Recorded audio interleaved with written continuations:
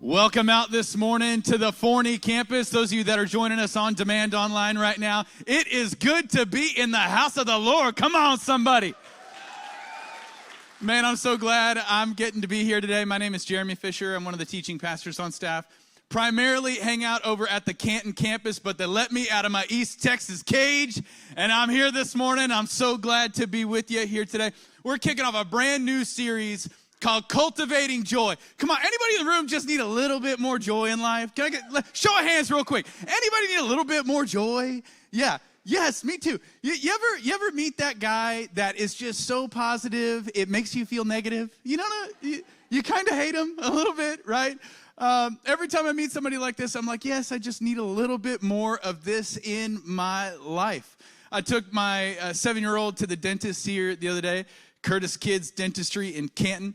Went over there and walked in, and Dr. Ben starts working on his teeth, and then he comes out and he says, all right, Daddy-o, I got good news and bad news. And I said, all right, I consider myself somewhat of an optimist. Give me the good news.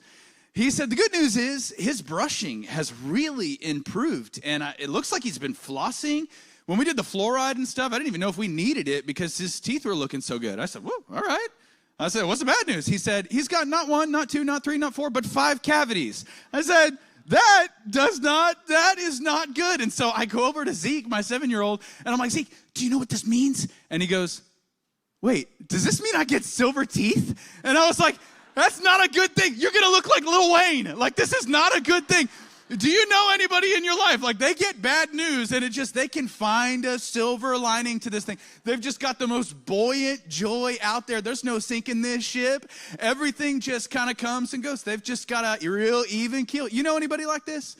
Well, within the Bible, at least in my spiritual upbringing, every time I'd read the Bible and I would encounter this word joy, I would just kind of think of it as sort of an optional deal, right? Just something you kind of bumped into along the way during life, right? You go to a certain conference or you go to a certain church service. You see your friends along the way, hang out with family. You experience good food. I just thought you sort of bumped into joy along the way. But the more that I read the scriptures, the more that I think that this is the thing that should characterize your spiritual walk. Really, do a little bit of a self-inventory real quick. Are you a joyful person? I mean, honestly, when I look at my own, I hate to out myself as the pastor, but I don't know. I don't know if I'm the most joyful person. I think I've got a lot of work to do on this one. And I think so because of what the Bible has to say about joy. Let's jump right in. This is what Romans 14:17 says, just kicking this off here. It says, for the kingdom of God is not a matter of eating and drinking, but of righteousness, peace, and let's say it together, joy in the Holy Spirit. It's not about eating and drinking. It's about joy in the Holy Spirit. Look at these scriptures here. Psalm 68:3.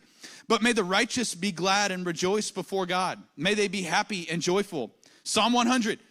Worship the Lord with gladness. Come before him with joyful songs. Psalm 32. Be glad in the Lord and rejoice, O righteous, and shout for joy, you upright in heart. Romans 12. Be joyful in hope, patient in affliction, faithful in prayer. Philippians 4:4, rejoice in the Lord always. I'll say it again, rejoice. It's everywhere within the scriptures. You've got to have your head in the sand to not notice that the Bible speaks about this ad nauseum. This is something that comes up over and over and over within the scriptures, and yet you and I just kind of think about it as sort of the side dish, right? Like there's the main course, and then there's just kind of the side dish, joy, right? Whenever you think about this joy in your life, it's never something that's like, man, this is something I'm going to determine to do. But it's always something you feel like just sort of finds you along the way. You don't have much control over it. But the Bible says differently here. In fact, I want you to write this down. I don't know if you're a note taker, but this has helped me in my quest and my journey for joy. The Bible commands joy. Joy is commanded by God. So what I'm saying essentially is that if you're living without joy, I think you're living wrongly. I think that joy should be something within your life that is just skin deep. I mean, it should be right there on the tip of your tongue. And again, I know this just because the Bible speaks to it over and over and over and over. My favorite passage when it comes to joy comes out of Deuteronomy when God is giving blessings and curses and the law to the people of Israel. And this is what he says in Deuteronomy 28, 45 and 47. He says, look, all these curses will come on you, verse 47, because you did not serve the Lord your God joyfully and gladly in the time of prosperity. You see this? God is telling them it's not enough that you would just obey what I say. And you might say to yourself like, well, geez, that kind of seems like a lot. But every parent, can we be honest for a second? Every parent watching online, every parent in the room, you know what this is, right? You give your child a simple instruction. Hey, can you clean your room? And they're like, fine, right? They go in the room, they're kicking things around, throwing things under the bed, whipping the sheets off, like throwing pillows around, throwing their dolls around, hiding things in the closet. And you're thinking to yourself, I wish you just wouldn't have done it. I wish you would have left the room messy because you're acting like such a jerk here. Like, this doesn't help your case. Grumpy obedience doesn't get you anything with God. God doesn't honor your obedience when it feels like it's a begrudging sort of thing. He's saying if you're going to obey God, you should do it with the spirit of joyfulness. Your sacrifice hardly feels like obedience when your attitude is terrible. I witnessed this here recently. Love this story so much because I live it right now. But here this morning, early before the sun came up, the Canton campus team met outside the box truck in order to unload everything from our truck to move it into the school that we currently host Sea Life Canton in. We have essentially a mobile campus. Everything fits inside this giant box truck. It's just packed to the gills. Honestly, it's very dangerous once you start unloading this thing because there's equipment in there that weighs hundreds of pounds that if it was to fall on you, you're dead. There's no two ways around it. It's not like a broken leg or like you're dead. And I remember our first Sunday there when we started unloading, we had all our dream teamers come out, our load in and load out team, and they start unloading everything. And I just started apologizing like crazy. I was like, guys, I'm so sorry. You shouldn't have to do this. Hopefully we'll get a building really soon. Hopefully we'll have this all figured out. I'm so sorry, so sorry. And I just was so apologetic. And meanwhile, I was praying to God, please don't let anything fall on anybody. We need no lawsuits. We need nobody. We can't afford workers' comp over here like that. We just can't do it, okay? And so I'm praying, and these guys are working their hearts out. And then we stumble upon this little thing called the rack of death. Now, we call it the rack of death for a reason. It is this giant pipe and drape rack that fits in the back of the box truck, but it can't fit on the lift that lowers it. It requires about 6 to 8 guys for us to lower this rack. It weighs between 800 and 1,000 pounds, no lie. It doesn't fit on the rack that lowers, so we have to lean it off of one end while the other guys anchor it on the other, holding it down. Very safe operation, incredibly safe, very thorough. Let me show you a picture of this here. This is your Sea Life Canton team this morning working on the rack of death. They're here 7 o'clock this morning over at the school, and they're lowering this rack. So the first time we do this, we're lowering this thing down, and I'm praying, I'm asking for God's blessing. Please, Lord, don't let anything happen. And I'm apologizing to all the guys that are there. And I look at them, this is what's so crazy to me. I look at them in their faces, and I notice that they are smiling and they're laughing. I can't explain to you how heavy this rack is for one person. They're smiling and they're laughing. And I was just thinking to myself, I'm like, what's in the water here in East Texas? Like, did the Coors Light get to their head? Like, what, did these guys show up this morning under the influence? Why is this funny? Why are they smiling? And then afterwards, when we would lower this thing here, after I checked everybody's life insurance policies, after we lowered it and we went back inside, afterwards, they would walk over to me and they'd extend their hand and they'd shake my hand and they'd say, hey, thank you. I'm like, sure. No, really, thank you so much for giving me the opportunity to serve. You know why they're smiling? You know why they're laughing? Yeah, you guessed it. Joy. Do you know across all our campuses here this morning, not just at the Canton campus, but you've got people that are holding the doors, people that are greeting you, people that made the coffee. Let me tell you, they're getting paid free $50 for this. It's completely free. And if you've noticed this morning, as they welcomed you in and made you feel a little bit like family, it's not because they've gotten some kind of payment out of this. It's not because they've been bribed with something awesome. They're doing it because they've got joy. In fact, right now, can we give it up for all our dream teamers across the campuses that just make this happen? Thank you. Thank you. Thank you. Incredible. And it just comes down to joy. They figured out some kind of secret along the way that's like, man, it's tough, it's hard, but it gives me joy. And if your pursuit of God feels like a burden on your life, if his commands feel excessive, if obeying him feels repressive to you, I encourage you, search your soul, because those commandments are in place as boundaries in our life to give us the most joyful, the most pleasurable, the most amazing life possible. God has these commands here for our good. And a lot of times you and I are just like, if I'm being honest, I'd love to be more joyful.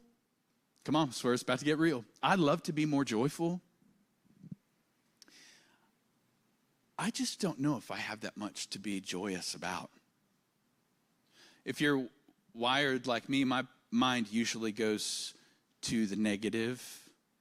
And I think, man, this is wrong, the money's wrong, the job is wrong, the kids are wrong, the house is wrong, the life is wrong, the marriage is wrong. I go through all these things that I wish I could change or fix or do differently. And I just think, I would love to be joyful, God, but I just don't have a lot to be joyous about. And I look at some of the faces here in this room, being the campus that I started in ministry at. I know so many of the stories here where I'm not trying to diminish what it is that you're going through. I understand there are some very, very, very tough stories in this room. There are things when I do the math and I think to myself, man, God, I'm looking at the things in my life and I don't know how this should give me joy. There are things that I know you and I have both gone through that would cause us to kind of get a dent in our joy. But the reason that doesn't really hold weight to me is because I think about the authors of the Bible. The Apostle Paul, for instance, who would write this in 2 Corinthians, he'd say, I've experienced all sorts of terrible things, afflictions, hardships, calamities, beatings, imprisonments. Would you let this sink into your mind? He said, I've experienced riots, labor, sleepless nights, hunger. Verse 8, through honor and dishonor, through slander and praise. We're treated as impostors and yet are true, as unknown and yet well-known, as dying and behold, we live, as punished and yet not killed, as sorrowful yet always rejoicing. You see this? It's possible for you to have sorrow and yet still rejoice. It's possible for your life to not be perfect and you still have joy. That's a tough pill to swallow, right? That's a hard thing to come to grips with here. Now, you may say, Jeremy, are you telling me that I've just got to live in denial about the things that I'm going through? Are you saying that I've just got to pretend like all these things over here don't exist? No, what I'm telling you is that when you choose joy under the circumstances that don't really make sense for joy, when your joy is incongruent with the circumstances of the way your life is going through, it makes it more powerful. Haven't you seen this before? Haven't you encountered somebody where there was just no reason for them to have joy, and yet when they looked at you in the eyes, you could tell that they had been with Jesus? There's so many people that come to mind for me. I think about Albert Bennett. This is my next door neighbor. He very suddenly one day woke up with a terrible headache, just downed a bottle of Tylenol, passed out, woke up in the emergency room, had a massive brain tumor that he had to have removed. And then goes on this miraculous recovery. And then as soon as he gets home, finds out that his daughter has a separate brain injury, and she's now going to the hospital to fight for her life. And it's amazing because Albert will regularly knock on my door just to check on how Pastor Jeremy's doing. I think about Jay Vidito. Jay, who I didn't know was going to be in this service here today, that came over before the service this morning, gave me a hug and just told me how much he loves my family, how much he's prayed for me, how special and important my children are to him. Jay, several years ago, lost his wife and his son tragically I think about Josh Krug-Johan here at the Forney campus. Josh has walked through some terrible, crippling depression, walked through job loss, kind of the bottom fell out on life for a long time. And yet Josh was so regular to text me over the last year to just say, hey, how are you doing, man? I'm thinking about you. I know ministry's heavy. I know life is hard. I'm just thinking about you right now, and I just want to know that you're okay. I think about Matt and Brittany Wilson over at the Canton campus who lost a child tragically a few years back, and now they pioneer a ministry for parents who have had to walk through the same tragedies in order to minister to them and give them hope. Why? How? Joy. Joy. You know, the Bible doesn't call you to ignore the things that you're going through. Living a life of joy does not require you to live ignorant of your present realities. You don't have to ignore all the things that are going on around you. In fact, look at Habakkuk 3. It says this, though the fig tree does not bud, there's no grapes on the vines, though the olive crop fails and the fields produce no food, though there are no sheep in the pen and no cattle in the stalls. Look at this. Yet I will rejoice. Yet I will rejoice. I will take joy in the God of my salvation. Like everything is going to heck out here, but heaven is rising up in here. My joy doesn't have anything to do with what's going on out here. It has everything to do with what's going on in here. This relationship that I have with Jesus has inspired me and given me hope and given me vision for the future. Joy is not about ignoring the things that are going on around you. It's not about that at all. What I'm telling you right now is it's not about being in denial of your present realities. It's about being aware of your greater realities. It's about being aware of what's to come. It's about fixing your eyes on heaven and saying, you know what? This is not my home. Jesus already told me I was going to have trouble here. I should have expected this. Why did I think that this was going to be, some kind of trip to the Hilton or whatever? You know what? Eternity is going to make this feel like one bad night in a cheap hotel. Like, honestly, in view of eternity, doesn't that give you a little perspective? This is a vapor, and this thing is done.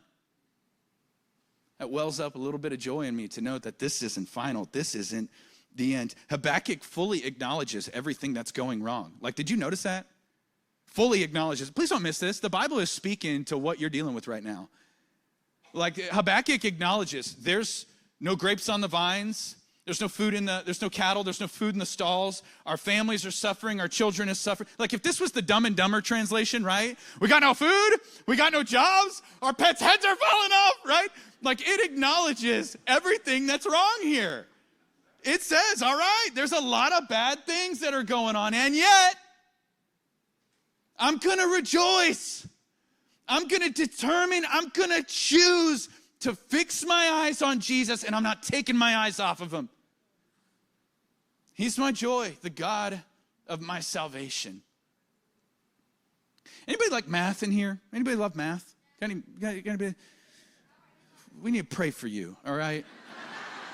I don't know if you're watching online or something. We lay hands, you reach out to us if you like math. To me, math is torture, all right? Math is the worst. But let's do a little math here together. Let's do a little mathematics equation. So this is the way we think about joy, right? We think joy operates a little bit like this. So we think if my marriage is 100%, we going on date nights, things are spicy on the weekends, maybe spicy during the week. Don't push your luck, okay? You say, okay, my marriage is at 100%, okay? So we love each other, whatever. So career, 100%. That boss of yours that you hate so much, fired, right? You find out some really awful things about him, right? He's gone. Career, 100%, love it. Finances, right? You're looking in the couch cushions and you find a winning lottery ticket, right? You're like, look at this, it's awesome. By the way, the offering basket is in the back here on the way out. You can give online as well. But okay, so your finances at 100%. Okay, kids, 100%, right? Kids are awesome. Things are going great. They've chosen to not act like their mother anymore. They're doing really well. You love your kids. Doing a great job. Social life at 100%, right? You've got more than One friend, all right? Let's be honest. Ain't nobody got time for the social life these days. Yeah, you think that this is the joy equation, right? If marriage is at 100%, plus 100% career, plus 100% finances, plus my kids are awesome, plus got a banging social life here. That equals joy. If everything goes right, then I have joy. The problem with that, do we really need to talk about this? The problem with that is that none of these things are ever at 100%. Ever. Right? Why are we wishing for this? It's not gonna happen. Let me show you the actual equation for joy. It looks more like this, okay? So your marriage is actually at something like 63%, right? Doing a little better than failing. D-, sure. Career, 74%. You're just waiting for that promotion. It's gonna come someday. You know, that terrible boss is still around, but you're gritting your teeth. You're doing okay. Okay. Finances, let's be honest, you broke, okay? It's big time broke, all right? Yeah, it's bad, okay. Kids, 81%. You've been spending a lot of time with your kids, you know? You're really developing them, really cultivating them, doing everything you can. You're really spending some time with your kids. Social life, like I said, you got one friend, right? That's it. So 26%, social life's not doing too well. But you take all those things, you add all those things up, 63% marriage, plus a 74% career, plus your finances, plus your kids, plus your social life, and you multiply that by Jesus, you get joy. That's the equation. You know, you take all these things that are supposed to be just 100%, everything you dreamed of, but the reality is they're not. You take all those things, roll them together, times by Jesus, multiply by Jesus, and you've got joy. No, not everything in life is perfect, but Jesus is with me. He's in me. He's working in me. He's working through me. And as Habakkuk would say, I will be joyful in God, my Savior. My joy isn't rooted in my current circumstances. It's rooted in my Savior. It's not about denying the realities that are around you right now. It's about living for greater realities that are before you. Joy is commanded. Listen, if it's commanded to, just a side note, if it's commanded, that means that God gave you every tool necessary in order for you to carry it out. Does that make sense? God wouldn't ask for something he didn't first supply the means to. If he commanded it, you got it. So joy is commanded. You should write this down too. Joy is crucial. Joy is crucial. It's crucial to the Christian walk. If you don't have joy, the Christian walk starts to feel a little bit like drudgery. It's really hard. There's a lot of sacrifice. There's a lot of obedience. There's a lot of things along the way that can feel like not natural and tough, sacrificial. Like I said, Nehemiah writes this in Nehemiah 8:10. He says, the joy of the Lord is your strength. You see this?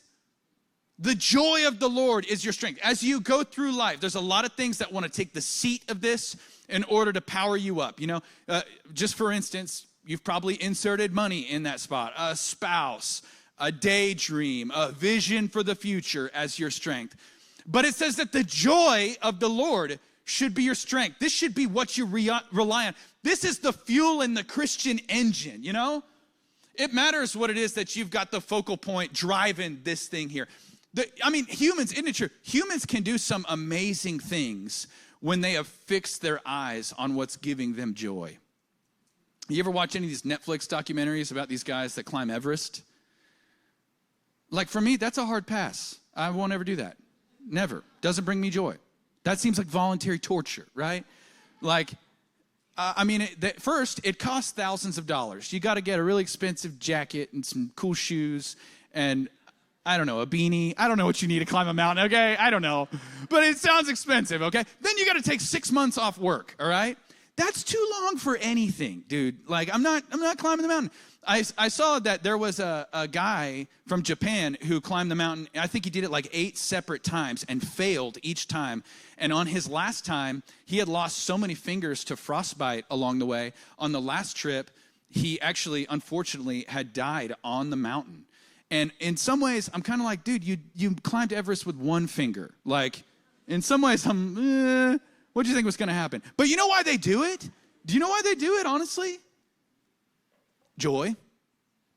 The summit, the thought of getting up there, conquering it, getting through all these trials, it pushes them forward to get to the summit and look out at what the goal is there at the end. I mean, think about this. Your heart comes alive when you fix it on the right things. Like even Jesus, it says in Hebrews 12:2, it says, fixing our eyes on Jesus, the pioneer and perfecter of faith. Look at this. For the joy set before him, endured the cross. What did Jesus set before him? This blows my mind. What gave him the power to endure the cross? Wouldn't you guess something like faith? Wouldn't you guess something like discipline? For the joy set before him. It matters what your eyes are on. It's crucial to the Christian faith that you fix your eyes on what would truly give you joy. A lot of counterfeits out there, crazy, so many counterfeits. I went on a little trip here recently out near Canton, had to take the box truck over to get it worked on because it broke down on us. And I took one of the Forney campus natives here, a guy named Darren Yarborough, with me. I don't know if you know Darren. If you're watching online, I don't know if you know Darren. One of my really good friends that's traveled out to the Canton campus to plant this thing. And so I told Darren that I needed a little bit of help while we were working on this truck because I'm just going to admit it, I don't know how to drive a stick. There goes my man card. I don't care, all right? It's fine. So I called Darren, and, I didn't tell him I didn't know how to drive a stick. I was just like, hey, I'd like to have some company. So Darren comes along. We get out there, and we're getting the truck in order. And as we're about to back this thing out at the mechanic shop, as we're about to leave, the truck ends up dying again. And so I'm like, we're going to get our money back, and we're going to tell them they got to fix this for good. And so I'm about to get out of the car when this mechanic pulls out of the bay, and he's driving this little four-wheeler thing, and he's like, hey, put it into neutral. Put it in neutral, and I'll ram it back. And I was like, you're going to ram this back? And so we put the truck in neutral. So picture this. Darren's driving. He's in the truck. I've got the door open. I'm hanging on the outside of the truck. And this guy pulls over in this, it's like a side-by-side ATV. He's got a tire on the front of it. And he just starts ramming our box truck back into this bay. And it starts to pick up a little bit of speed. Like people on the side of the road are watching us. And I know they're looking at it and they're thinking to themselves, like, what in the Van Zant County is this? Like, what did we just stumble upon here? We're starting to like block traffic as this thing is rolling back. I know people are thinking like, what kind of church is this? And I'm like, Lake Point. Come see us sometime. And so they're pushing. He's pushing us back, and I start to notice as I look backwards, we are fast approaching this bay, and I notice the top of the truck is not going to clear it. We are going to take the top of this truck off, and so I just start screaming at Darren. I'm like, Darren, hit the brakes! He's not watching his mirrors at all. He's looking at me. Darren is literally in the driver's seat watching me like this. I'm telling you, we come inches from taking this entire building out. All because Darren's eyes are on me. It matters what you're fixing your eyes on, man. Like, it will determine where you go, how you feel, how you get through things, what you do, what your actions are. It's a big deal where your eyes are. Jesus fixed his eyes on the joy before him in order to endure the cross. Have you heard the name Matthew Emmons before? Matthew Emmons is an Olympic sharpshooter and competed in the early 2000s. He was the best of the best when it came to sharpshooting. I love his story so much because he's kind of the Michael Phelps of sharpshooting, except nobody really knew his name. And so he started to gather a little bit of steam to where he was just getting gold medal after gold medal after gold medal after gold medal, just the best of the best. And in 2004, he was so far ahead of the competition that during one of the last Olympic events, he was so far ahead, he didn't even need to hit the bullseye on a target. He just needed to hit the target. Like, didn't even need to hit the center, just anywhere on the board. And every time a bullet would strike the board, it would sound off an alarm, and the crowd would just go wild. And so on his last shot, Matthew Emmons gets down, and he aims, and he takes a big, deep breath, and he pulls the trigger, and he nails it. Bullseye. But the crowd is silent. It's like the air came out of the room. Matthew Emmons did indeed hit the bullseye, but he hit the wrong target. He hit the target just left of the one he should have been aiming for.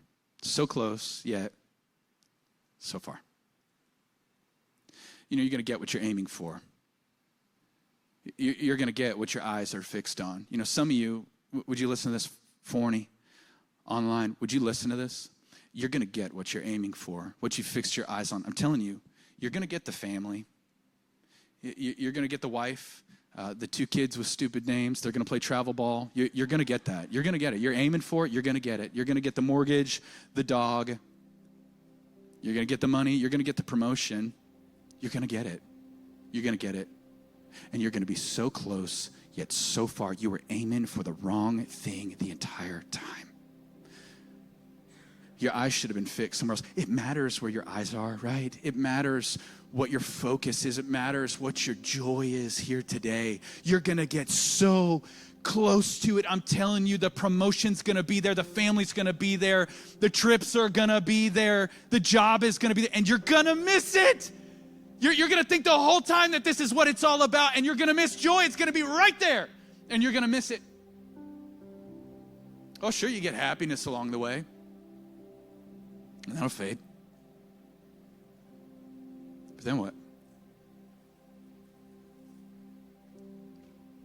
It matters where your eyes are.